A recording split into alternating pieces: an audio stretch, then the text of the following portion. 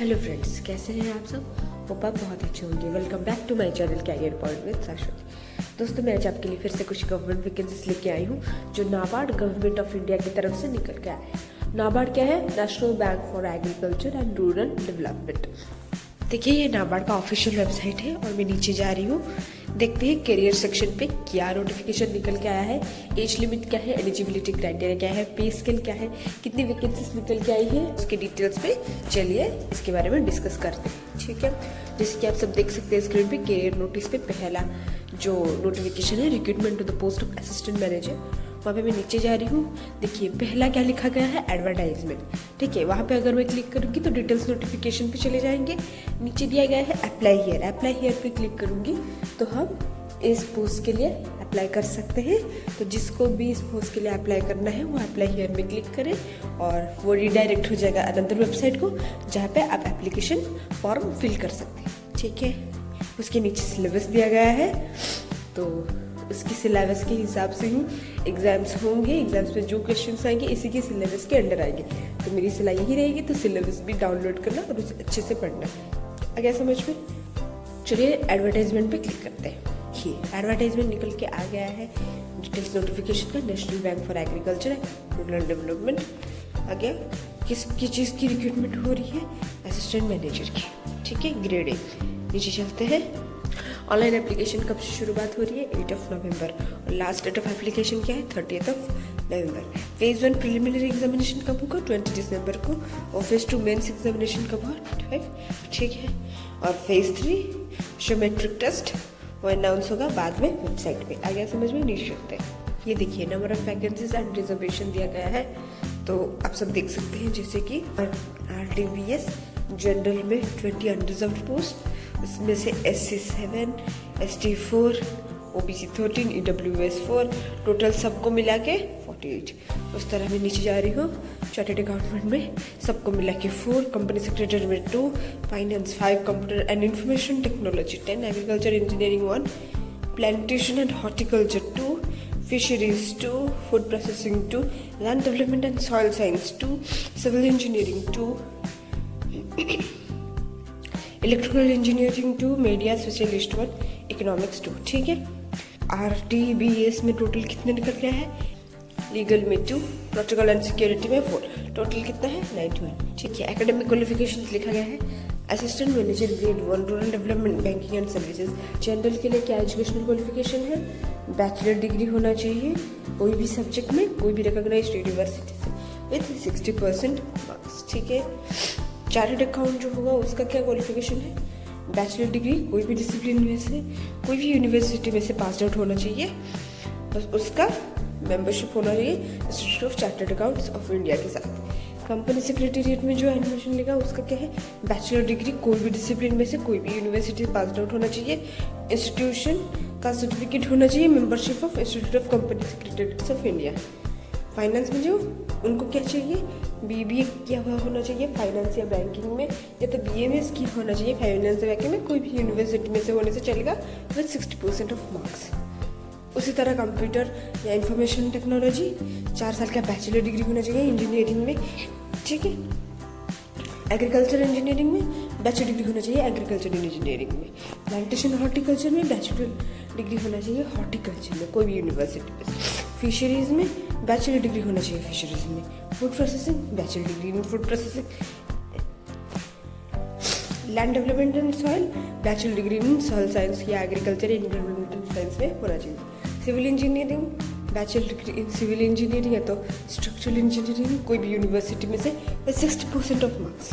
Electrical engineering bachelor degree in electrical engineering, electronics engineering from any recognized university, कितना marks के साथ? 60% of marks. या तो post graduate degree होने से भी चलेगा। तो हर किसी में ऑप्शन दिया गया है, या तो आप बैचलर डिग्री किया हुआ होना चाहिए किसी एक डिसिप्लिन में जो ये लोग गिवन दिए हैं, या तो पोस्ट ग्रेजुएट डिग्री होना चाहिए किसी डिसिप्लिन में जो इन्होंने लिखा है। तो आप एक बार अच्छे से एकेडमिक क्वालिफिकेशन जब देखना, अच्छे से पढ़ना कि आप क्वालिफाइड हैं कि नहीं उस पोस्ट के लिए, उसे पढ़ने के बाद ही अप्लाई करना आपके लिए ही ईजी रहेगा। ठीक है, media specialist post graduate degree होना चाहिए मास मीडिया या मास कम्युनिकेशन में, कोई भी यूनिवर्सिटी में से होने से चलेगा। इकोनॉमिक्स पोस्ट ग्रेजुएट डिग्री होना चाहिए अप्लाइड इकोनॉमिक्स में विथ मिनिमम 55% मार्क्स। ठीक है, assistant manager in grade 1 bachelor degree in law recognised by UGC और bar council of India for the purpose of enrolment as advocate. कितने marks? 60% of marks. ठीक है,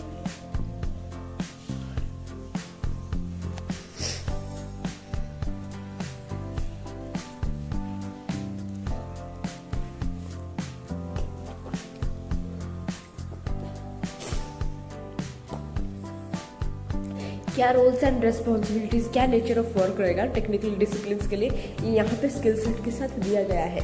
जैसे कि कंप्यूटर एंड इंफॉर्मेशन टेक्नोलॉजी के लिए आपका skill security, analytics, database administration, development, networking, ये सब होना चाहिए।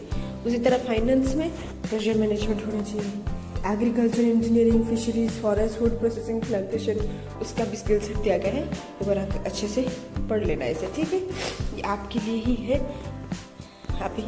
आपको ही ईजी होगा कि आपको क्या काम करना है इस पोस्ट में अगर आपको पोस्टिंग मिली तो। ठीक है, मीडिया स्पेशलिस्ट के लिए ही उस तरह दिया गया है। Content writing for various publications, legal में dealing with reference on legal issues, visit from various department and general officers. ठीक है, क्वालिफिकेशन तो हो गया। एज देख लीजिए, एज क्या है? 21 से 30 ईयर्स के अंदर जो भी कैंडिडेट्स आते हैं वो इस पोस्ट के लिए अप्लाई कर सकते हैं। ठीक है, रिलैक्सेशन दिया जा रहा है सारे कैटेगरीज में, ST/SC हो, OBC हो। ठीक है, PW है, यहाँ पे लिखा गया है 5 साल का रिलैक्सेशन, 3 साल का रिलैक्सेशन। आया समझ में? सिलेक्शन प्रोसीजर देख लीजिए, 4 फेज में लिखा गया है होगा। प्रिलिमिनरी एग्जाम जो यहाँ पे आप देख सकते हैं। ठीक है, ये सारे पेपर्स रहेंगे, इतने क्वेश्चंस और मार्क्स रहेंगे। वर्जन तो बाइलिंगुअल रहेगा और टाइम 120 मिनट्स। ठीक है, तो टोटल 200 क्वेश्चन, 200 मार्क्स और 120 मिनट्स में आपको खत्म करने हैं। ठीक है, उसके बाद जो प्रीलिम्स क्वालिफाई करेगा उसे मेंस में बिठाया जाएगा। मेंस में एग्जाम क्या स्ट्रक्चर है देख सकते हैं। पेपर 1 है, कौन सा पेपर होगा, कितने क्वेश्चंस होंगे, मार्क्स 100 और ड्यूरेशन कितना दिया जाएगा। ठीक है, फिर पेपर 2 होगा economics and social issues and agriculture and rural development. Objective उसमें से 30 होगा, उसमें से डिस्क्रिप्टिव 6 क्वेश्चन होंगे। तो इस तरह 50 मार्क्स 90 मिनट्स लिखे गए हैं। ठीक है, जो स्पेशलिस्ट के लिए उनका मेंस एग्जामिनेशन डिफरेंट होगा, यहाँ पे पैटर्न दिया गया है। ठीक है, कितने क्वेश्चंस, कितने मार्क्स, ड्यूरेशन कितने। ठीक है, फिर मेंस एग्जामिनेशन जो लीगल के होगा उनका डिफरेंट दिया गया है। इसके बाद आपका फिजियोमेट्रिक टेस्ट होगा जो मैंडेटरी है। ठीक है, और MCQ बेस्ड होगा, 90 मिनट्स ड्यूरेशन होगा। जो ये क्वालिफाई कर लेगा वो 4th फेज ऑफ एग्जाम को जाएगा, वो क्या है? इंटरव्यू। ठीक है, जो कि 50 मार्क्स का होगा। इंटरव्यू में जो क्वालिफाई करेगा उस रेस्पेक्टिव पोस्ट पे रिक्रूटमेंट मिलेगी। आ गया समझ में? देखिए, सिलेबस तो यहाँ भी दिया गया है और सेपरेटली मैंने जैसे आपको स्क्रीन पे दिखाया है एडवर्टाइजमेंट के नीचे दिया गया था। ठीक है, वहाँ पे भी दिया गया है और एडवर्टाइजमेंट के अंदर भी सिलेबस लिखा गया है, जैसे कि आप सब स्क्रीन पे देख सकते हैं। पेपर 1 इंग्लिश, पेपर 2 इकोनॉमिक्स, पूरा डिस्क्रिप्टिव तरीके से लिखा गया है ताकि आपको कोई दिक्कत ना हो। जितना लिखा गया है उतना ही उसके हिसाब से पढ़ के जाना। ठीक है, यहाँ पे पूरा डिस्क्रिप्शन करके लिखा गया है ताकि जो बच्चे इस पोस्ट के लिए अप्लाई कर रहे हैं उनको कोई दिक्कत ना हो पढ़ने के लिए, उन्हें समझ में आ जाए कि सिलेबस इतना है और हम इन्हीं सिलेबस में से पढ़ के एग्ज़ाम देंगे। ठीक है, देखिए ऐसे जिसमें नीचे नीचे जा रही हूँ, ये सारे सिलेबस है। ठीक है, रूरल डेवलपमेंट का आ गया, ठीक है कि नहीं।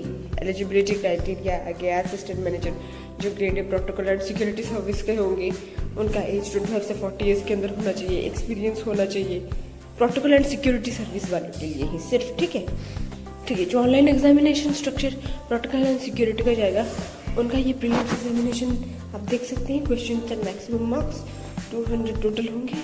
ठीक है, उसके बाद उनका फिजियोमेट्रिक टेस्ट होगा जो कि 90 मिनट्स का होगा। उसके बाद उनका इंटरव्यू होगा। तो इनका 3 फेज ऑफ एग्जामिनेशन हो रहा है। ठीक है, देखिए एग्जामिनेशन सेंटर भी दिए गए हैं।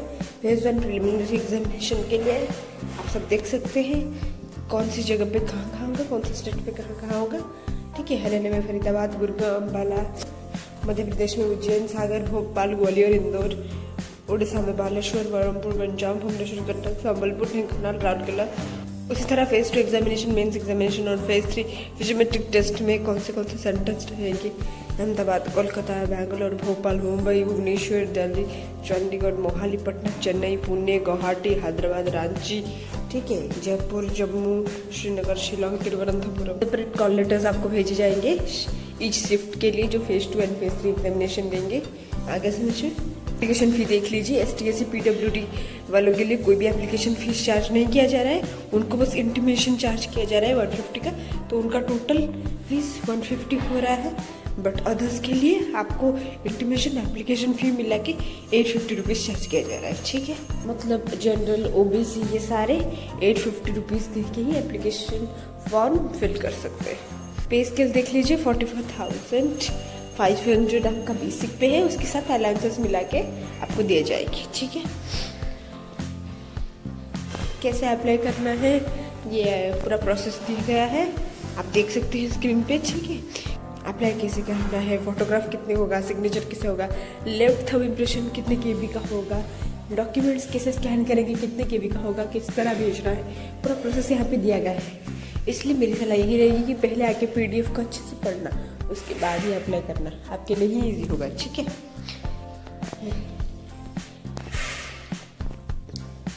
मैं इस PDF का लिंक डिस्क्रिप्शन बॉक्स में दे दूंगी। थैंक यू मेरा वीडियो इतने पेशेंस के साथ देखने के लिए। फिर मिलेगी कुछ नए गवर्नमेंट वैकेंसीज के साथ मेरे नेक्स्ट वीडियो में, तब तक के लिए थैंक यू।